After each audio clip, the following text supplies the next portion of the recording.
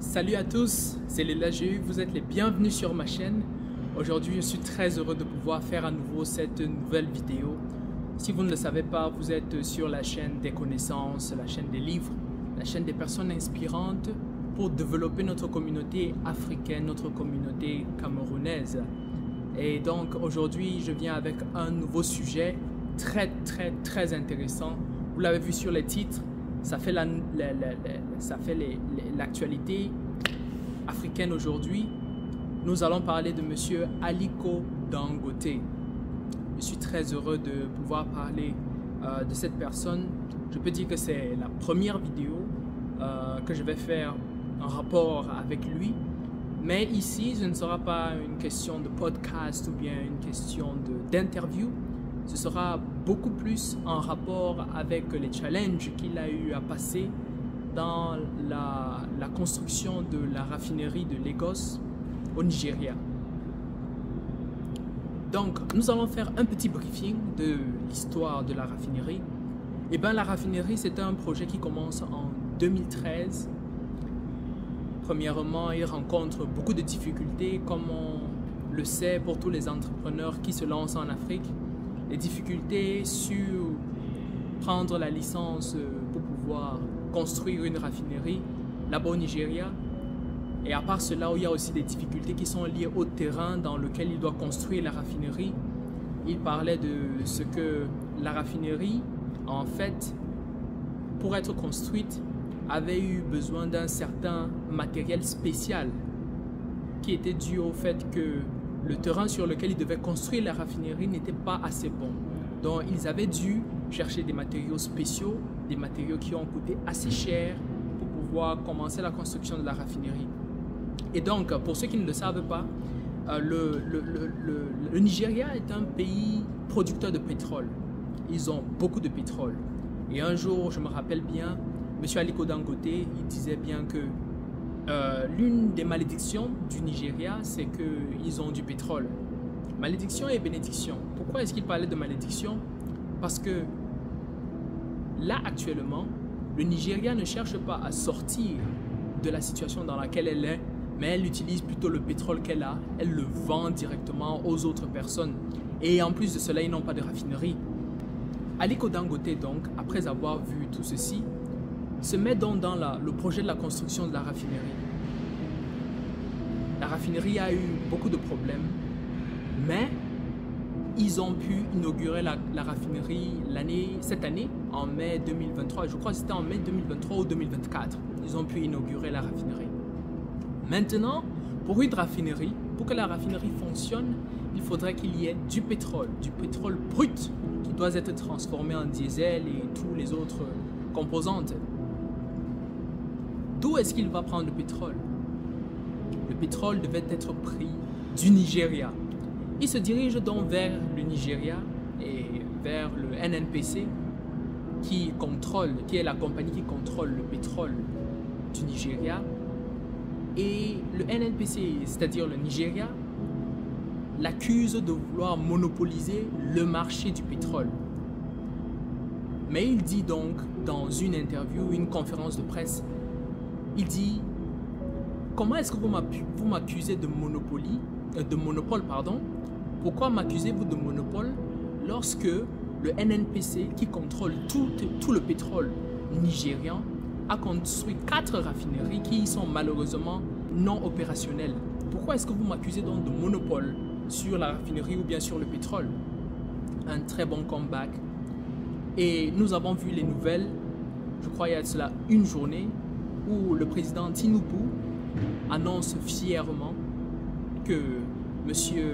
Aliko Dangote recevra finalement le pétrole nigérian en Naira. C'est une très bonne nouvelle. Une très bonne nouvelle. Personnellement, lorsque je regarde l'histoire de M. Aliko Dangote, c'est une histoire inspirante. Son parcours est inspirant.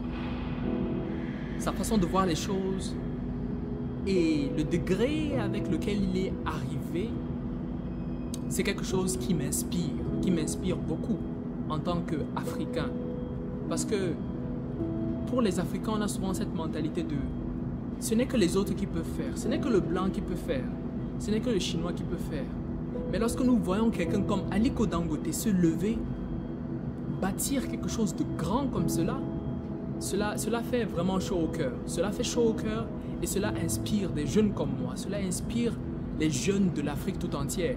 Je suis sûr que là maintenant, ce n'est pas uniquement les Nigérians qui suivent cette actualité qui est en rapport avec Aliko Dangote. Il y a aussi des Camerounais qui suivent cela.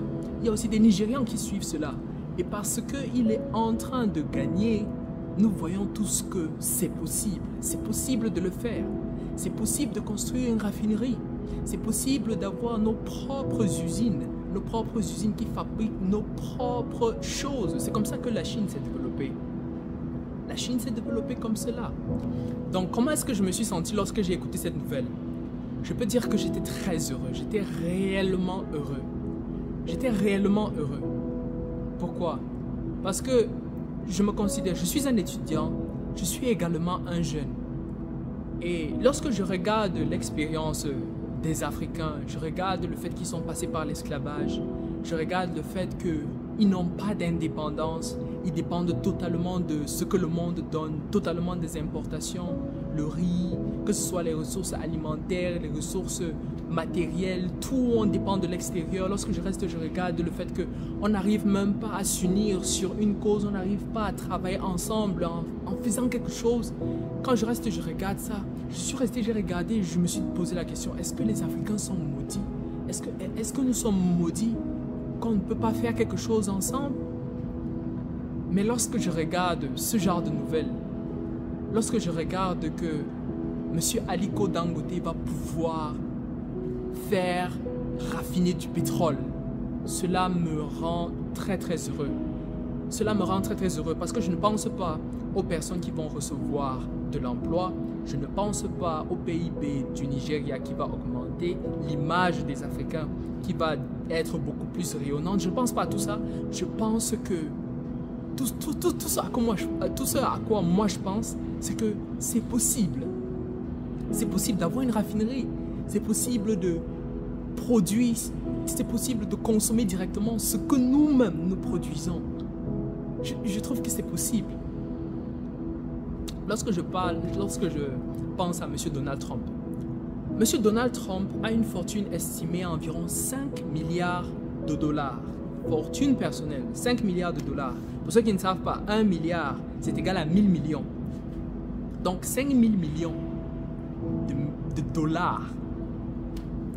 Il a toute cette fortune. Il ne part pas s'installer aux îles Bahamas ou bien aux îles Haïti.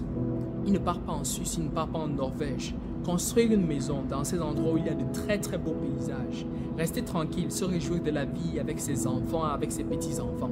Non. Il ne prend pas son argent pour aller construire d'autres hôtels. Il ne prend pas son argent pour aller investir sur d'autres terrains de golf. Il ne prend pas son argent pour mettre dans des associations caritatives ou bien. Il prend son argent, il le met de côté et il part faire la politique. Il investit du temps parce que là maintenant il va devoir travailler chaque jour. Il investit son argent parce que les campagnes demandent de l'argent. Il investit son énergie. Il investit tellement de choses. Il investit même lui-même. Il investit son soi-même, de telle sorte qu'il devient même la cible d'un assassinat. Il laisse son argent pour aller pour une cause. Quelle est la cause? Make America Great Again. Make America Great Again. N'est-ce pas fou? Mettons l'exemple de M. Donald Trump de côté. Prenons M. Aliko Dangote. M. Aliko Dangote a environ 14 milliards de fortune personnelle. Donc, plus du double de M. Donald Trump. Il laisse tout le confort qu'il pouvait avoir. Il laisse toutes les réjouissances qu'il pouvait avoir avec son argent. Il vient en Afrique. Il n'est pas parti en Europe construire la raffinerie. Il n'est pas parti en Arabie Saoudite construire la raffinerie. Il n'est pas parti dans un autre pays construire la raffinerie. Il vient dans son pays, au Nigeria, construire une raffinerie. Qu'est-ce que cela nous dit? Qu'est-ce que cela nous dit? Cela nous dit que M. Aliko Dangote a transcendé. Il a transcendé cet amour de l'argent, par exemple, que d'autres personnes peuvent avoir pour une cause beaucoup plus grande. Et quelle est cette cause? Redorer l'image de l'Afrique, redorer l'image du Nigeria, redorer l'image de l'Africain. C'est ça que M. Aliko Dangote fait. Et qu'est-ce que ça me dit? Ça me dit que moi également, en tant qu'Africain, là où je suis, dans mon domaine, cela me poussera à beaucoup plus étudier, cela me pousse à beaucoup plus lire, cela me pousse à chercher beaucoup plus d'expérience pour pouvoir rentrer et pouvoir bâtir mon pays également. Parce que si nous ne faisons pas cela, qui va faire cela pour nous? Si moi je ne le fais pas, qui va faire cela? Et donc je suis réellement heureux pour M. Aliko Dangote. Je suis réellement heureux. Cela montre qu'il y a de l'espoir. Il y a de l'espoir pour les Africains. Il y a de l'espoir. Et je suis très heureux. Je suis très heureux de pouvoir partager cette vidéo aujourd'hui avec vous. Et donc c'est ce que je voulais partager aujourd'hui avec vous. Surtout n'oubliez pas de souscrire, cliquez sur le bouton de notification, likez la vidéo et partagez. De cette façon, nous allons toujours rester ensemble. N'oubliez surtout pas de laisser des commentaires pour la communauté. Et on se dit à la prochaine vidéo. D'ici là, portez-vous bien. Peace.